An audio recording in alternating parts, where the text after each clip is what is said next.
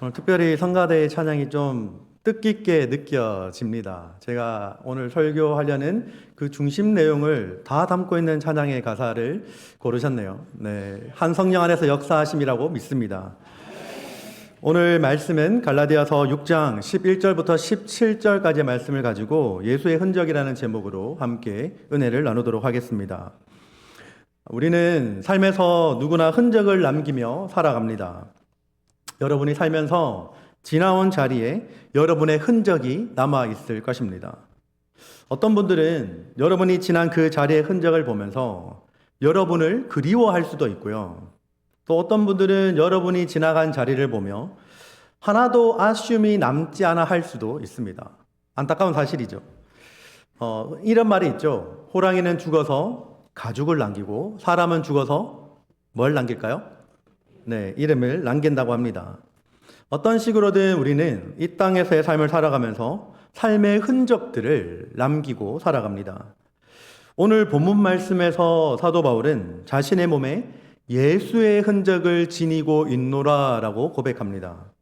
이 말씀 가운데 나오는 예수의 흔적이 바로 오늘 설교 말씀의 제목인데요. 오늘 말씀을 통해 어떤 의미로 사도 바울이 이 고백을 하고 있는지, 그리고 그 고백을 하며 살아가는 삶의 모습이 어떠한지를 함께 나누며 은혜를 나누고자 합니다. 오늘 말씀 가운데 바울은 그 편지를 마무리하고 있습니다. 바울은 자신이 마무리 글을 쓴다라고 이야기를 합니다. 바울은 지금까지 많은 편지 가운데 자신을 대신해서 글을 써준 대필자가 있었습니다. 그러니까 바울이 말을 하게 되면 누군가 펜을 들고 바울의 말을 받아 적은 사람이 있었다라는 것이죠. 이런 사실을 사실 바울 서신의 많은 부분에서 이제 끝부분에서 이 바울이 대필자가 있다라는 사실을 나타내기도 하였습니다. 바울은 하지만 오늘 본문 말씀에서 처음 부분을 시작하면서 이렇게 말을 합니다. 내 손으로 너희에게 이렇게 큰 글자로 쓴 것을 보라 라고 기록하죠. 큰 글자로 쓴 것을 보라. 과연 어떤 의미일까요? 이 부분에 대한 제가 찾아보니 여러 가지 성경학자들에 대한 해석이 나뉩니다. 근데 항상 그 중에 가장 지배적인 견해는요, 이 굵게 쓰는 글자라는 의미를 담아서 이 사실을 내가 굉장히 강조하기 위해서 이 글을 쓴다라는 것으로 이 표현을 쓴다라고 합니다. 정말 바울이 이 본문에서 처음 시작을 하면서 내가 큰 글자로 쓴 것을 봐라라고 하면서 정말 강조하고 싶은 부분을 이제 내가 말하겠다라는 것을 보여주는 것이죠. 바울은 이렇게 자기가 직접 쓴 글에서 유대주의자들에 대한 문제를 지적합니다. 유대주의자들이 갖고 있던 문제는 그들이 사용하고 있는 방법이 굉장히 강압적이다라는 것이었습니다. 그리고 그들의 동기 자체도 그들이 박해받을까봐 그 두려움 때문이다라는 문제가 있었고, 일관되지도 않았고 그들의 목표 자체가 그것을 과시하기 위함이다라는 문제점도 있었습니다. 6장 12절과 13절 말씀에서 바울은 유대주의자들이 대체 무엇 때문에 무슨 동기와 목적으로 이방인인 갈라디아 교인들에게 찾아와 유대인들의 신분과 삶의 표지인 이 할례 받기를 강요하였는지를 밝히고 있습니다. 바울은 총 4가지를 이야기합니다. 첫 번째는 육체의 모양을 내려 한다는 것이고, 두 번째는 그리스도의 십자가로 인한 핍박을 면하려고 한다라고 하고, 그리고 세 번째는 스스로 율법을 지키지 않는다라고 말하고요. 넷째로는 너희의 육체로 자랑하게 하려 한다라는 것입니다. 말씀을 읽어보시면 다른 부분은 좀 이해가 되는데요. 13절 상반절에 나오는 그들이라도 스스로 율법은 지키지 아니하고, 사실 이 부분은 조금 이해가 되지 않습니다. 이것은 유대주의자들이 외형적으로는, 겉으로 볼 때는 율법을 열심히 지키려고 노력하지만 바울의 관점에서 봤을 때 그들은 율법을 다 지키지 못할 뿐만 아니라 율법의 진정한 목적인 사랑을 오히려 등한시하고 멀리함으로써 진정한 의미에서 율법을 지키지 않는다라는 의미입니다. 그러면서 14절 말씀에 바울은 우리 주 예수 그리스도의 십자가 외에는 자랑할 것이 없다라고 고백하죠. 여러분, 그 당시 헬라 로마 시대에서 십자가가 의미하는 바는 무엇이었을까요? 우리가 어떤 분들은 십자가 목걸이도 하고 계시고, 어떤 분들은 십자가 팔찌 이렇게 좋은 의미로 교회 다니시는 분들은 그렇게 하고 다니지만, 이 당시의 십자가라는 것은 로마 제국의 반역자들 그리고 노예들에게 부과하는 가장 무겁고 무서운 사형 제도였습니다. 결국 십자가가 의미하는 바는 바로 실패와 엄청난 저주를 상징하는 것이었죠. 그러니 십자가에서 죽임을 당하신 예수 그리스도는 유대인들이 봤을 때는 멀리 하고 싶은 것이었고, 헬라인들이 봤을 때는 너무 미련한 것처럼 보였습니다. 그런데 바울은 십자가 자체를 자신이 전하는 복음을 대변해 주는 말로 삼습니다. 왜냐하면 십자가에서 죽으시고 부활하신 예수 그리스도를 통해서 율법과 관계없이 하나님의 구원과 능력이 나타났기 때문입니다. 14절 뒤에서 이렇게 고백을 합니다.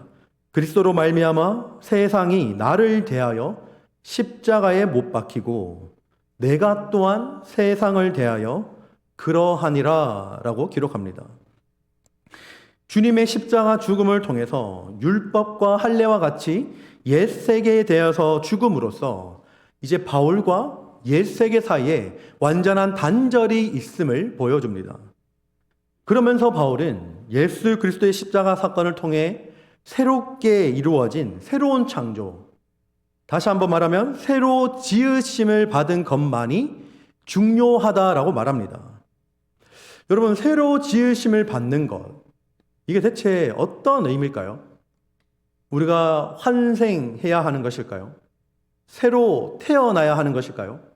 불교에서 흔히 말하는 우리가 죽어서 다시 아기의 모습으로 다시 환생해야지 가능한 것일까요? 그런 뜻이 아니라 바로 새로 지음 받은 삶은 성령께서 이끌어 가시는 성령님에 의한 삶을 의미합니다. 성령님을 통해서 십자가 사건에 나타나는 그 사랑의 삶을 살아가는 것이 바로 새로 지으심을 받는 삶을 의미하는 것이죠. 그런데 문제는 갈라디아 교인들의 문제가 그들이 아직도 새로 지으심을 받지 못하고 옛 세계에 속해서 살아간다라는 것이 아니라 그들이 바울이 전하는 복음을 이미 받아들였고 성령을 선물로 받음으로써 이미 하나님의 자녀가 되었음에도 불구하고 그들이 그렇게 합당한 삶, 새로운 신분과 새로 지으심을 받은 거기에 합당한 삶을 살아내지 못한다라는 데에 문제가 있었습니다. 오히려 그들이 옛날로 자꾸 돌아가려고 하고 옛날의 삶을 자꾸 살려고 함으로써 바울이 계속적으로 선포했던 이 주님의 십자가 사건을 자꾸만 무효화시키려고 했던 것이 문제였던 것이죠. 그래서 바울은 16절 말씀에서 앞에서도 수없이 반복했던 그 명령투의 어조로 다시 한번 이 말을 하고 있습니다. 16절 말씀에 이렇게 기록합니다. 무릇 이 규례를 행하는 자에게와 하나님의 이스라엘에게 평강과 긍휼이 있을지어다. 여러분, 이것을 다시 한번 원문을 가지고 번역하면 이렇게 됩니다. 이 규례를 따라 사는 자들, 이들에게 평화와 긍휼이 곧 하나님의 이스라엘에게 있을지어다 라는 뜻이 됩니다. 하나님의 평화와 긍휼은 어디까지나 새롭게 지으심을 받은 자로서의 삶을 계속해서 살아가는 자들에게 있으며 이들이 바로 유대인이든 이방인이든 그들이 바로 오늘 말씀에 나오는 하나님의 이스라엘이다라는 것입니다. 하나님의 이스라엘이라는 말은 그것이 누구든지 간에 인종을 넘어서 남녀노소를 넘어서 그 모든 성별의 차별 없이 누구나 그리스도와 성령 안에서 주어진 새로 지음 받은 삶을 계속해서 유지해 가는 자를 가리키는 말이다라는 것입니다. 바울은 오늘 본문 마지막 절에서 이렇게 새로 지음 받은 자의 삶이 어떠한 삶인지를 몸소 보여주는 그 말씀을 전하고 있습니다. 17절 말씀 다 함께 한 목소리로 읽어볼까요? 이후로는 누구든지 나를 괴롭게 하지 말라. 내가 내 몸에 예수의 흔적을 지니고 있노라. 아멘. 사도 바울이 17절 말씀을 하는 이유가 뭘까요? 그것은 바로 갈라디아 성도들이 그들에게 주어진 새로 지음받은 삶을 살아내는 것이 아니라 자꾸만 옛날의 삶, 구습을 쫓아 행하는 삶으로 자꾸 돌아가려고 하기 때문에 지금 이 말씀을 하고 있는 것이죠. 그래서 사도 바울이 계속적으로 그들에게 이미 전했던 예수 그리스도의 십자가 복음 사역이 제발 더 이상 내 수고가 헛되지 않기를 바란다라는 마음으로 간절한 마음을 담아 17절 말씀을 하고 있는 것입니다. 그 당시 그리스 로마 시대에 노예들은 주인의 소유임을 나타내는 표식이 있었습니다. 그 흔적을 몸에 지니고 있었죠. 낙인처럼 찍혀 있는 것이죠. 바울도 그리스도의 복음을 전하다가 실제로 자신의 몸에 수많은 상처와 흉터를 지니고 있었습니다. 아마 이런 상처들을 단지 바울은 육체적 고통으로 바라보지 않고 그리스도의 종으로서 지닌 예수의 흔적이라고 고백하고 있습니다. 여러분, 흔적, 예수의 흔적을 지니고 있노라라는 것에서 흔적에 해당하는 헬라어 단어가 스티그마라고 합니다. 뭐라고요? 스티그마. 제가 어지간하면 이제 헬라어 원문을 잘 안 알려드리고 그냥 넘어가는데, 제가 이렇게 말씀드리는 이유는 이 단어가 신약 성경에서 유일하게 오늘 본문 말씀에서만 딱 한 번 등장합니다. 그러니까 여러분들 성경을 읽으시고 다른 부분에서 예수님의 흔적이라는 단어 봤는데요, 그러면 거짓말 하시는 겁니다. 흔적은 여기밖에 나오지 않습니다. 스티그마라는 단어. 여러분, 근데 이 흔적에 해당하는 헬라어 단어가 사실 스티그마라는 원형을 쓰는데, 이 본문 말씀에서는 스티그마타라는 단어를 쓰는데, 쉽게 말해서 복수형입니다. 복수형. 그러니까 다시 한번 말하면 한글 성경 저 부분을 원문 그대로 번역하면 조금 다르게 번역해야겠죠. 예수의 흔적이라는 단수를 쓸 게 아니라 예수의 흔적들이라고 써야 됩니다. 여러분, 바울에게 있어서 이 흔적들은 한 번의 상처가 아니라, 그런 단순한 상처가 아니라 자신이 예수 그리스도의 종이다라는 사실들을 드러내는 징표고, 동시에 복음을 전하는 과정에서 수많은 고난과 핍박들의 상징이 되는 것입니다. 실제로 여러분, 바울의 인생을 보시면, 고린도후서 11장에 보시면 바울은 한두 번이 아니라 수없이 많은 매를 맞았습니다. 유대인들에게는 40에서 하나를 감한 매를 5번, 태장으로는 3번, 그리고 돌에 맞은 일도 한 번 있었고요. 특히 갈라디아 지역의 도시 중 하나인 이 루스드라에서는 돌에 맞아 바울이 죽은 줄 알고 사람들이 질질 끌고 가서 시체처럼 바울을 버리기도 하였습니다. 바울이 예수님을 위해 받은 이 고난과 그 상처들은 단순한 고통이 아니라 바울이 예수 그리스도께 속해 있다는 분명한 표지였던 것이죠. 바울은 단지 믿음의 시작만이 아니라 삶의 모든 과정과 완성까지도 예수 그리스도와 성령을 떠나서는 불가능하다라는 사실을 갈라디아 교인들에게 강조합니다. 갈라디아 교인들은 믿음과 삶, 그들의 신분과 그들의 일상을 자꾸만 분리하려고 하였는데, 바울이 말하는 것은 너희들의 신분과 너희들의 삶은 결코 분리될 수 없다라고 말하는 것이죠.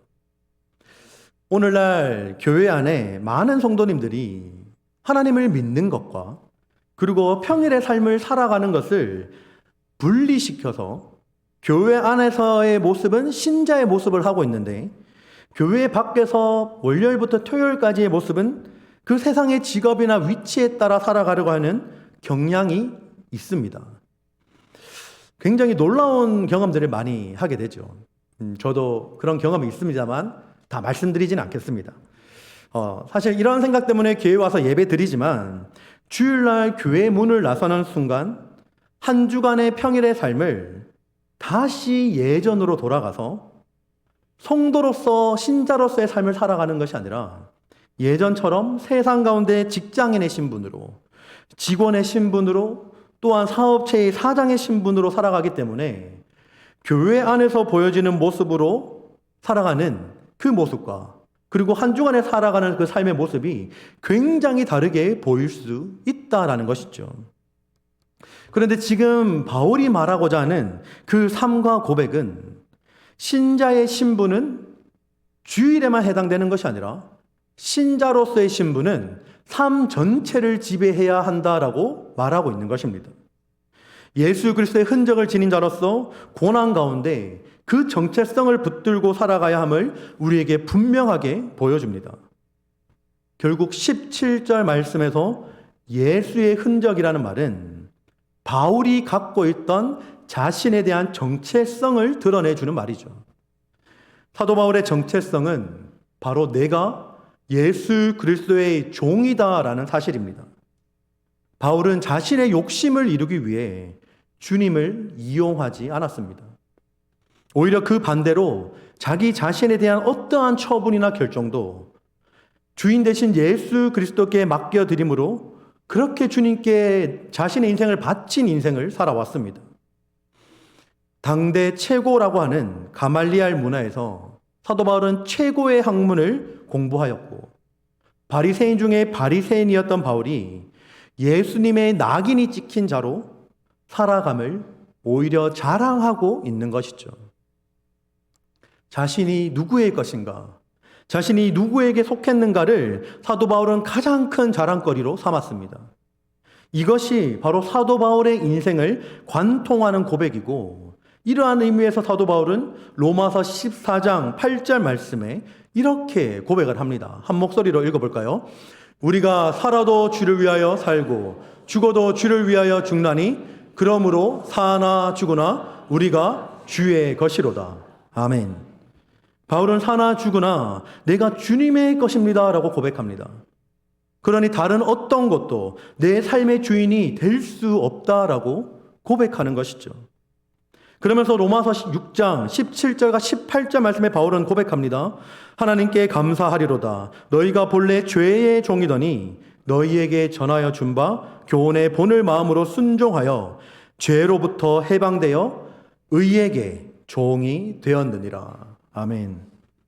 여러분, 죄의 종이 아니라 옛 과거 죄의 종으로 살았던 예전 모습, 구습을 따라 행하던 그 모습이 아니라 이제는 의의 종, 주님의 종이 되었음을 사도 바울은 고백하고 있는 것이죠. 그러니까 어떤 것도 재물이나 명예나 내 자존심 따위도 내가 그것이 나의 주인이 될 수 없다라고 사도 바울은 고백하는 것입니다. 예수님의 흔적에 대해서 제가 영어 성경 번역을 좀 찾아봤는데요. 마크라고 번역을 해놓았습니다. 이제 두 가지 번역본을 제가 찾아봤습니다. NIV 성경 버전과 그리고 NASB 성경 버전을 찾아봤는데 저렇게 번역해놨습니다. NIV 버전에서는 예수의 흔적이 The Marks of Jesus라고 번역해놓았고요. NASB에서는 The Brand Marks of Jesus라고 번역을 합니다. 잘 보세요. 이 영어 성경을 NASB에서 나오는 The Brand Marks of Jesus라는 이 영어를 고지곧대로 한글로 번역하면 예수님의 상표가 됩니다. 그렇죠? 여러분 재미있지 않습니까? 예수의 흔적이 예수의 상표라고 합니다. 예수님의 상표를 혹은 브랜드라고 할 수 있겠죠? 저기 브랜드 나와 있죠? 그러니까 예수님의 흔적은 예수님의 상표 혹은 브랜드가 찍혀 있다라는 뜻이 되는 것이죠. 여러분 쇼핑 좋아하시죠? 안 좋아하시는 분들이 많은 것 같은데 좋아하든 안 하든 아마 여러분의 인생에 통틀어서 아마 옷을 한 번도 사러 가지 않으신 분은 없을 거라고 생각합니다. 저도 사실 그렇게 좋아하진 않지만 옷을 사러 가죠. 근데 여러분 옷을 사러 쇼핑몰에 간다고 생각해 봅시다. 가서 이제 옷을 고를 때 같은 디자인이라도 목 뒤에 아니면 앞에 마크 혹은 요새는 여기 팔에도 많이 찍혀 있더라고요. 이 팔에 브랜드가 찍혀 있는 것과 안 찍혀 있는 것과의 가격 차이는 엄청납니다. 일반적으로 시장표라고 하는데요. 들어보셨나요? 한국에서는 제가 이제 시장표, 흔히 말하면 이제 시장에서 파는 메이커 없는 옷을 시장표 옷이라고 말합니다.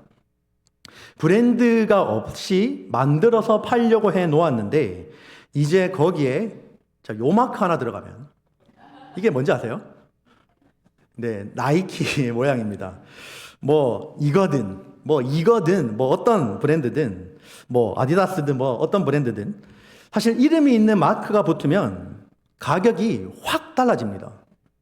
흰 티 한 장에 10불이면 살 것을 요 마크 하나 붙었다고 막 20불, 30불, 40불로 막 올라갑니다. 그런데 사람들은요, 그 마크 하나 때문에, 그 브랜드 하나 때문에 그것을 신뢰하고 그 옷을 삽니다. 여러분, 그런데 우리에게도 이 브랜드가, 그 마크가 찍혀 있는 줄 믿으시길 바랍니다. 우리에게 찍혀 있는 그 마크 혹은 브랜드는 바로 예수 그리스도입니다. 주님의 마크가, 주님의 그 흔적이 우리에게 있다라는 것이죠. 예수의 흔적이, 예수님의 그 마크가 우리에게 찍혀 있다면 우리의 품질을 통해서 예수님이라는 브랜드, 그 마크에 직접적인 영향이 간다는 것도 우리는 기억해야 합니다. 쉽게 말해서 우리가 어떤 브랜드의 물건을 샀는데 그 물건이 잘못되면 그 브랜드 혹은 그 회사에 전화를 하겠죠. 전화를 걸어서 네, 여보세요? 네, 여기 불량품을 만드셨네요. 여기 단추가 제대로 잘 안 달려 있고 너무 엉망으로 어설프게 달아놨습니다. 라고 전화할 것입니다. 근데 보통 그럴 때 그 직원하고 때로는 말이 안 통할 때가 있죠. 그때 직원하고 해결이 잘 안 될 때 나오는 말이 뭐죠? 그러면 당신보다 더 상관 혹은 책임자 바꿔주세요. 라고 합니다.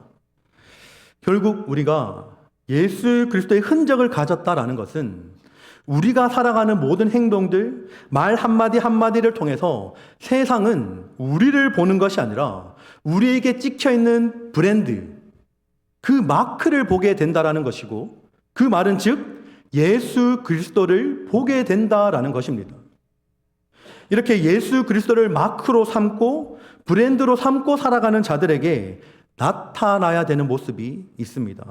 그것은 바로 바울이 14절 말씀에서 고백한 것처럼, 그리고 오늘 성가대가 고백했던 그 찬양처럼 이렇게 고백하는 것이죠. 한 목소리로 읽어볼까요?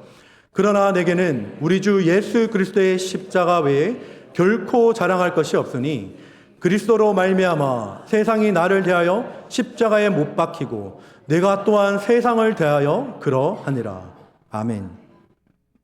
예수 그리스도의 십자가 외에는 결코 자랑할 것이 없다라고 고백하는 것입니다. 왜냐하면 이미 내게는 이 세상에서 비교할 수 없는 마크와 브랜드가 이미 나에게 찍혀 있기 때문입니다.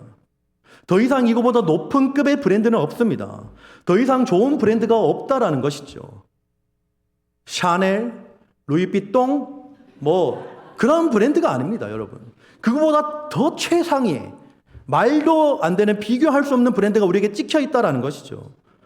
그런데 여러분, 그것은 세상이 요구하고 바라보는 기준과는 다른 것입니다. 로마의 시민권을 가졌으며 율법적으로 흠이 없는 사람이었고 당대 최고의 학벌을 자랑하는 사람이 바로 사도 바울이었습니다. 그런데 그런 그가 예수라는 마크를 달고 나서는 예수 그리스도를 아는 것 외에는 모두 다 배설물처럼 여겼다라고 고백합니다. 그러면서 바울은 자신에게 달려있는 이 예수의 흔적만, 주님의 십자가만 자랑하였습니다. 예수를 자랑함으로 세상 가운데 평안을 누리고 부귀영화를 누리면 참 좋을 텐데 사도 바울은 그러지 못했습니다. 바울은 예수님을 자랑함으로 수많은 고통과 고난을 당해야 했습니다.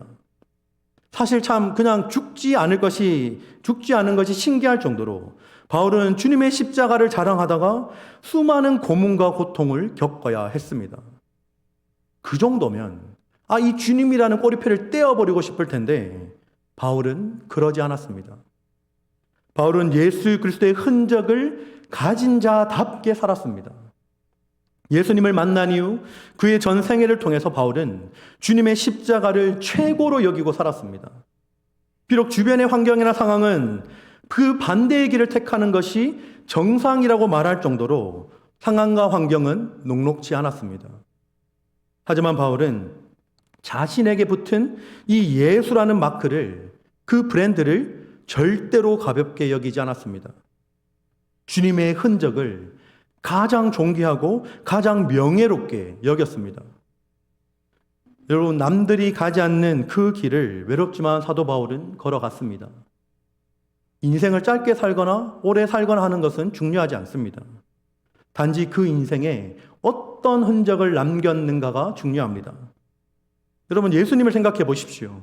예수님 이 땅에서 얼마 사셨습니까? 네, 33살입니다.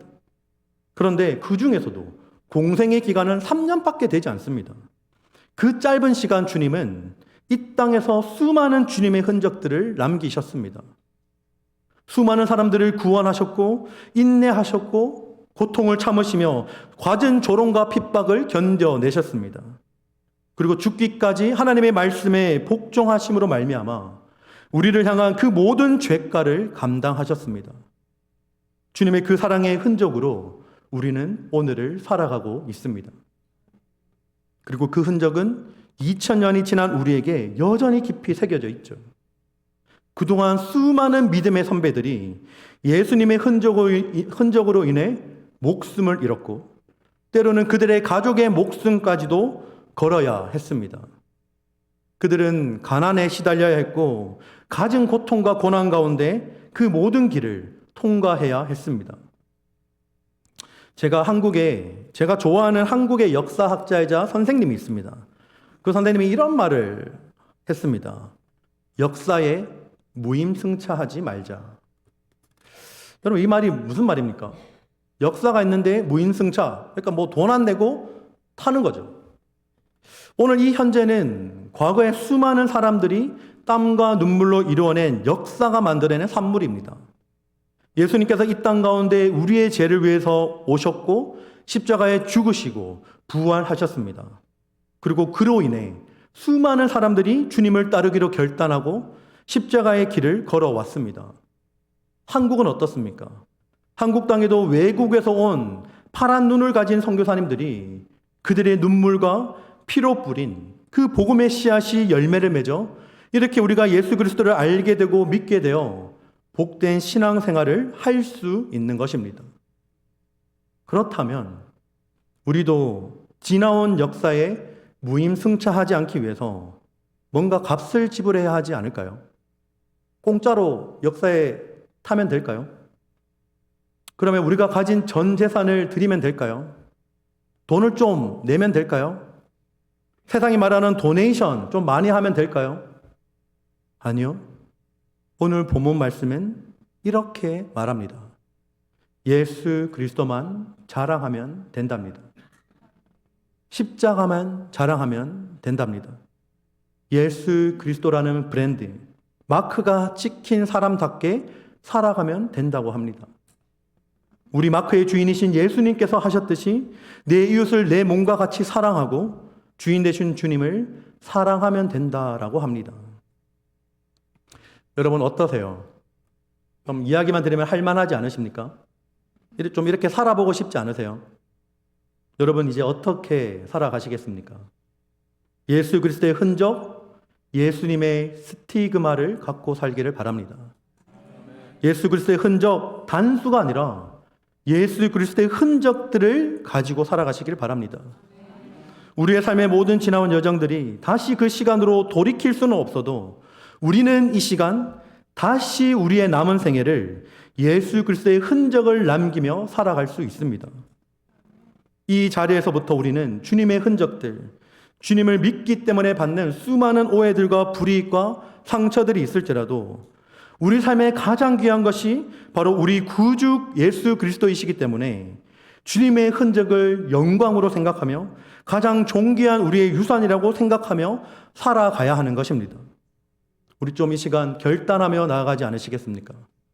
하나님, 이제는 내 삶에서 나의 삶의 흔적을 남기는 것이 아니라 나의 욕망과 나의 이익과 내가 세상 가운데 누리기 위해 추구했던, 그래서 그것으로 인해 약한 자를 깔아뭉개고 강한 자에게 살아남기 위해 아부하며 생존을 위해 살았던 지난 흔적들이 아니라 앞으로의 내 삶의 흔적이 예수 그리스도의 흔적을 남기는 삶 살게 해 주십시오.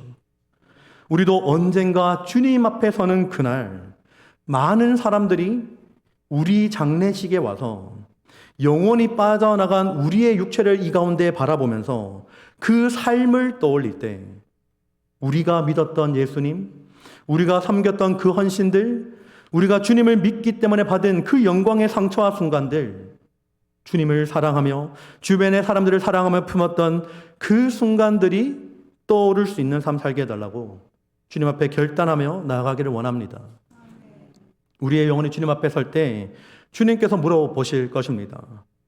제서가 내가 너를 위해 십자가에 달렸단다. 내가 너를 위해 흘린 나의 상처와 흔적들을 봐라. 내 손에 뚫린 못자국, 옆구리에 찔려난 상처와 흔적들을 보아라. 온몸에 난 내 상처를 한번 보겠니? 내가 너를 사랑한 흔적이 바로 여기 있단다. 너는 나를 사랑해서 어떤 흔적들을 남겼니? 여러분, 주님이 그렇게 물어보실 때 이렇게 좀 대답할 수 있으면 좋겠습니다. 네, 주님을 사랑한 흔적들이 여기에 있습니다. 주님을 사랑해서 눈물로 뿌린 흔적을 보십시오. 주님을 사랑해서 참고 인내했고 주님이 그러셨던 것처럼 용서하고 품었던 흔적이 바로 여기에 있습니다. 주님을 사랑해서 때로는 손해보고 때로는 외면당하고 때로는 외로웠지만 그럼에도 주님의 길을 따랐던 흔적이 바로 여기에 있습니다. 세상이 보기에는 너무나 보잘것없고 작은 선택들이었지만 주님을 사랑해서 내 삶의 중심을 주님께 드리고자 했던 그 결단의 흔적들이, 주님의 흔적들이 바로 여기 있습니다 라는 이 고백이 우리의 고백되기를 원합니다. 그래서 우리의 기도가 이런 기도가 되기를 원합니다. 주님, 제 삶에 남은 모든 흔적들을 주님을 닮은 흔적이 되게 해 주십시오. 사람들이 제 삶을 돌아보고 예수의 흔적이 이 사람에게 있었구나 라고 고백할 수 있는 삶 되게 해 주시고 주님을 사랑한 그 흔적이 그리스도의 향기가 되어 많은 사람들의 마음에도 주님의 흔적을 남기게 하여 주시옵소서. 여러분, 이 기도의 고백이 우리 모두의 고백이 되며 우리 모두의 결단이 되며 우리의 남은 삶이 예수의 흔적 되기를 주님의 이름으로 축복합니다. 잠시 기도하겠습니다.